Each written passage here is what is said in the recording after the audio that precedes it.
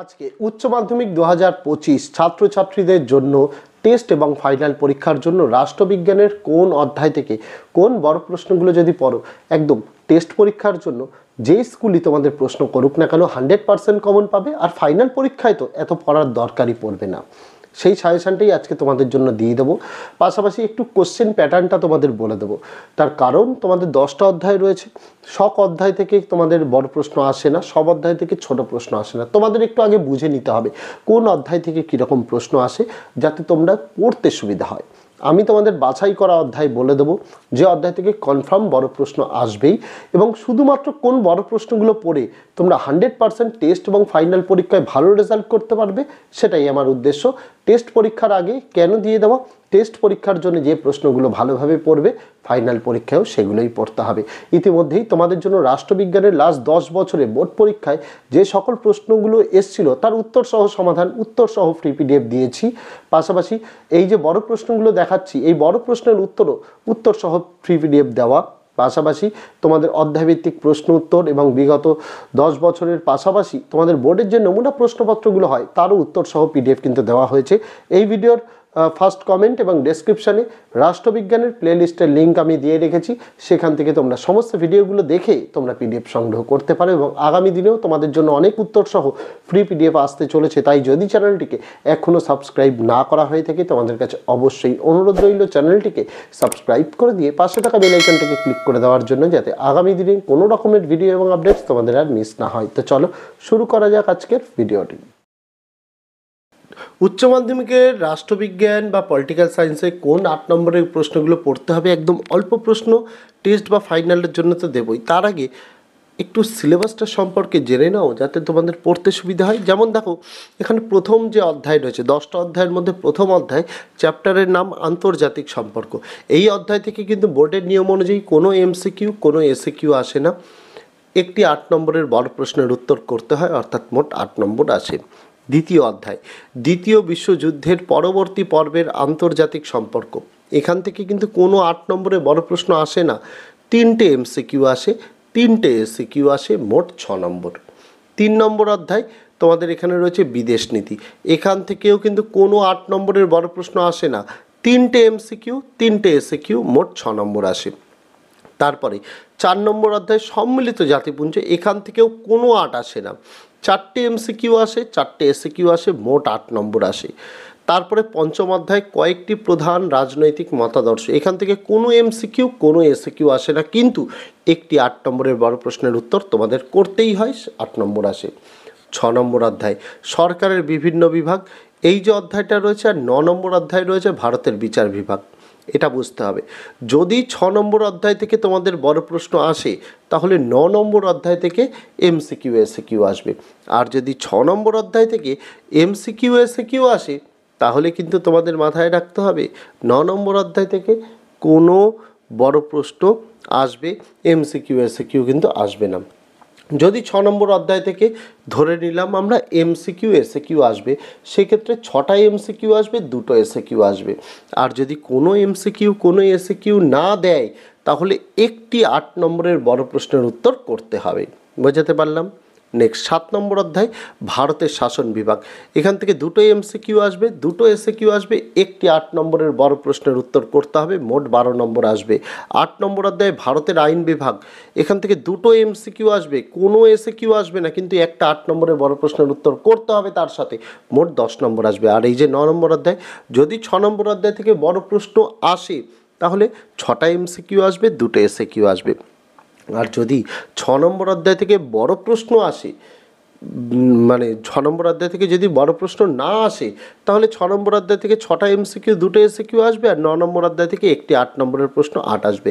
তবে 6 এবং 9-এর মধ্যে আমি প্রেফার করব স্টুডেন্টসরা 9 নম্বর অধ্যায়টা বেশি গুরুত্বপূর্ণ তোমাদের জন্য, প্রত্যেক বছরই পরীক্ষা দেয়। আর যদি মনে করো যে না, আমি রিস্ক নেব না, 9-এর সঙ্গে 6 অধ্যায়েরও একটি প্রশ্ন পড়তে পারো, আমি তোমাদের বলে দেবো। 10 নম্বর অধ্যায়ে কোনো বড় প্রশ্ন আসে না, 4টে এমসিকিউ আসে, 2টো এসিকিউ আসে, মোট 6 নম্বর। এই হচ্ছে হিসাব, 24টা এমসিকিউ, 16টা এসিকিউ, আর 5টা 8 নম্বরের প্রশ্ন, মোট 40-এর। এবার আসা যাক একে একে করে। তাহলে এখান থেকে তোমরা বুঝতে পারলে বড় প্রশ্ন কোন কোন অধ্যায় থেকে আসবে শিওর। 1 নম্বর অধ্যায় থেকে শিওর আসবে, 5 নম্বর অধ্যায় থেকে শিওর আসবে, 7 নম্বর অধ্যায় থেকে শিওর আসবে, 8 নম্বর অধ্যায় থেকে শিওর আসবে। এবার 6 নম্বর এবং 9 নম্বরের মধ্যে যে কোনো একটি অধ্যায় থেকে প্রশ্ন আসবে, এই 5টা অধ্যায়। এবার যদি দেখাই আন্তর্জাতিক সম্পর্ক প্রথম অধ্যায়, এখান থেকে মূলত দুটো বড় প্রশ্ন তোমাদের আসে। একটি প্রশ্নের সঙ্গে আরও একটি প্রশ্নের অথবা থাকে, একটি প্রশ্নের উত্তর লিখতে হবে।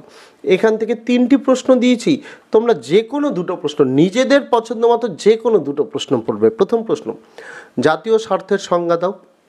জাতীয় স্বার্থ রক্ষার বিভিন্ন উপায়গুলি উল্লেখ করো। 3+5 প্রশ্ন, অথবা দিয়ে প্রশ্ন এভাবেও দিতে পারে, জাতীয় স্বার্থের প্রকৃতি সংক্ষেপে ব্যাখ্যা করো, জাতীয় স্বার্থ রক্ষার বিভিন্ন উপায় উল্লেখ করো। বা প্রশ্ন এভাবেও দিতে পারে, বৈদেশিক নীতি নির্ধারণে জাতীয় স্বার্থের ভূমিকা কী, জাতীয় স্বার্থ রক্ষার বিভিন্ন উপায়গুলি উল্লেখ করো। নেক্সট 2 নম্বরের প্রশ্ন, ক্ষমতা কাকে বলে, ক্ষমতার মূল উপাদানগুলি সংক্ষেপে ব্যাখ্যা করো। অথবা দিয়ে প্রশ্ন এভাবেও দিতে পারে, জাতীয় শক্তি বলতে কী বোঝো, এর উপাদানগুলি আলোচনা করো। অথবা দিয়ে এভাবেও দিতে পারে, জাতীয় শক্তির উপাদানগুলি বিশ্লেষণ করো। 3 নম্বরের প্রশ্ন মোস্ট ইম্পর্ট্যান্ট, যেটা ধরে নেওয়া যেতেই পারে আসবেই, সেটা হচ্ছে বিশ্বায়ন কাকে বলে, বিশ্বায়নের প্রকৃতি আলোচনা করো। এবার যদি মনে করো যে স্যার আপনি বলুন এই 3টে প্রশ্নের মধ্যে কোন দুটো প্রশ্ন পড়ব, তাহলে আমি বলবো 2 এবং 3 নম্বরের এই দুটো প্রশ্ন পড়লেই তোমাদের কিন্তু হবে। নেক্সট চলে যাব পঞ্চম অধ্যায়, কয়েকটি প্রধান রাজনৈতিক মতাদর্শ। দেখতে পাচ্ছ মাত্র একটি প্রশ্ন দিয়েছি, তোমরা যদি খেয়াল করে দেখো মাত্র একটি প্রশ্ন দিয়েছি, খুব একটা বেশি প্রশ্ন দিইনি।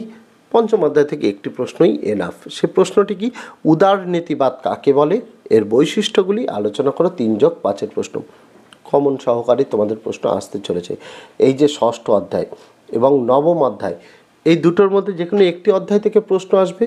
তবুও তোমরা যদি চাও ষষ্ঠ অধ্যায় থেকে প্রশ্ন পড়ে রাখতে পারো, সেক্ষেত্রে প্রথম যে প্রশ্নটা আমি দিয়েছি, ক্ষমতা স্বতন্ত্রীকরণ নীতির পক্ষে ও বিপক্ষে যুক্তিগুলি আলোচনা করো। অথবা দিয়ে প্রশ্ন, ক্ষমতা স্বতন্ত্রীকরণ নীতি বলতে কী বোঝো, কঠোর ক্ষমতা স্বতন্ত্রীকরণ নীতি সম্ভব নয়, কাম্যও নয়, মন্তব্যটির যথার্থতা বিচার করো। এই যে 1 নম্বরের প্রশ্ন, এই প্রশ্নটাই পড়ে যেও। একটি প্রশ্ন যদি দেয় এই প্রশ্নটাই দেবে। সেকেন্ড, এখান থেকে প্রশ্ন, দ্বিকক্ষ বিশিষ্ট আইনসভার পক্ষে ও বিপক্ষে যুক্তি দাও। তারপরে ভারতের শাসন বিভাগ সপ্তম অধ্যায়, একটি প্রশ্ন আসছেই। দুটো প্রশ্ন দিয়েছি, কিন্তু আমি তোমাদের বলি প্রথম প্রশ্নটা তোমাদের আসবেই আসবে টেস্ট এবং ফাইনাল পরীক্ষায়। সেই প্রশ্নটি, ভারতের রাষ্ট্রপতির ক্ষমতা ও পদমর্যাদা আলোচনা করো। আর 2 নম্বর প্রশ্ন, ভারতের অঙ্গরাজ্যের মুখ্যমন্ত্রীর ক্ষমতা ও পদমর্যাদা ব্যাখ্যা করো। এই দুটি প্রশ্নের মধ্যে একটি প্রশ্ন আসছেই। নেক্সট, ভারতের আইন বিভাগ অষ্টম অধ্যায়, এই অধ্যায় থেকেও একটি বড় প্রশ্ন আসছেই। সেটা হচ্ছে ভারতের পার্লামেন্টের গঠন, ক্ষমতা, কার্যাবলী আলোচনা করো। একটি প্রশ্ন দিয়েছি, বেশি দিয়ে তোমাদের বিভ্রান্ত করতে চাইনি। 9 নম্বর অধ্যায়, কেন লিখেছি, এখান থেকে একটি প্রশ্ন আসবে। ওই যে বললাম 6 নম্বর অধ্যায় থেকে প্রশ্ন আসার সম্ভাবনা কম, কিন্তু 9 নম্বর অধ্যায় এবং 6 নম্বর অধ্যায় দুটো অধ্যায় থেকেই যদি প্রশ্ন দেয়, সেক্ষেত্রে 5 নম্বর অধ্যায় থেকে তোমাদের প্রশ্ন আসবে না, যেটা গত বছর দেয়নি। তাই এখান থেকে লিখেছি একটি প্রশ্ন আসবে, কারণ এই অধ্যায়টাই ইম্পর্টেন্ট অধ্যায়, ভারতের বিচার বিভাগ নবম অধ্যায়, যেখানে প্রথম প্রশ্নটা মোস্ট ইম্পর্টেন্ট ধরে নাও আসবেই। ভারতীয় সুপ্রিম কোর্টের গঠন ও কার্যাবলী ব্যাখ্যা করো। 2 নম্বর প্রশ্ন, ভারতের লোক আদালতের গঠন ও কার্যাবলী সংক্ষেপে বিশ্লেষণ করো। আর 3 নম্বর প্রশ্নটা দিয়ে রেখেছি, চাইলে পড়তে পারো, ভারতের বিচার ব্যবস্থার বৈশিষ্ট্যসমূহ আলোচনা করো। এই ছিল ছাত্রছাত্রীরা তোমাদের রাষ্ট্রবিজ্ঞানে যে প্রশ্নগুলো পড়তে হবে সেগুলো বলে দিলাম, পাশাপাশি সিলেবাসটাও বুঝিয়ে দিলাম। এমসিকিউ এসএকিউ এর ফ্রি পিডিএফ দিয়েছি, বড় প্রশ্ন যেগুলো বললাম এর উত্তর সহ কিন্তু পিডিএফ দিয়েছি। সমস্ত কিছুর লিঙ্কগুলো এই ভিডিওর ফার্স্ট কমেন্ট এবং ডেসক্রিপশনে প্লে লিস্টের মারফত দেওয়া রয়েছে, সেখানে গেলে সমস্ত ভিডিওগুলো পেয়ে যাবে এবং ভিডিও দেখে পিডিএফও সংগ্রহ করতে পারবে। এইটুকু চ্যালেঞ্জ করে বললাম, যেই স্কুলে প্রশ্ন করুক টেস্টে 100% এখান থেকেই কমন পাবে এবং ফাইনালে তো কমন পাবেই, কোনো চিন্তা তোমাদের নেই। তো এইটুকুই ছিল আজকে ভিডিওতে ছাত্রছাত্রীরা। দেখা হচ্ছে তোমাদের সঙ্গে আগামী দিন অন্য কোনো বিষয়ে, অন্য কোনো ভিডিও নিয়ে। ততদিন সকলে ভালো থেকো, সুস্থ থেকো।